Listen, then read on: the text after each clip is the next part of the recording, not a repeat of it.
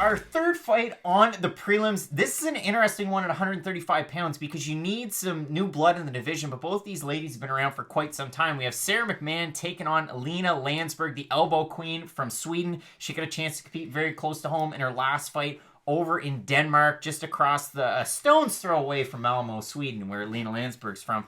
But Matt, she put on a great performance against Macy Chiasson. Before that, a win over Tanya Evinger. And you look at Lina Lansberg's career, and I almost, in my mind's eye, underrated her because you look at the fights that she's lost. But really, one of her first fights was against Penny Kanzad. Then the next loss, Chris Cyborg. Then Aspen Ladd. Then Yana Kunitskaya. Those are some of the better fighters in general in the division. They really are, but she's against Sara McMann, and it's going to be interesting. McMahon's been out for a long time due to injuries. She had a kid since then. Sara McMann is a really interesting case, though, because she's as dominant of a wrestler as you're going to find, but as bad of a grappler as you're going to see. If she gets the takedown, she's really good on top, but the second she's on her back, she's kind of like a fish out of water. We've seen many times in the Ketlin Vieira fight, and I know Ketlin Vieira is very technical and very good grappler in her own right, but she went from being on top of Ketlin in an arm triangle position. Ketlin, all she had to do, she just reversed it, got on top, and Sara McMann didn't know how to get up. She ended up getting caught in a submission, and that's what we've seen time and time again. When Sara McMann is off of her back, she makes very basic mistakes, sort of Megan Anderson-like. The only difference is McMahon's really good at getting the fight to the ground. And against Lina Lansberg, her best position is from on top, doing ground and pound with those elbows, and that's Sara McMahon's worst position. And you look at Sara McMann, she's able to pull off some submissions just based on that wrestling ability. You get into such a dominant position. We saw it firsthand way back in 2017, and that's Sara McMahon's last win is over Gina Mazzani.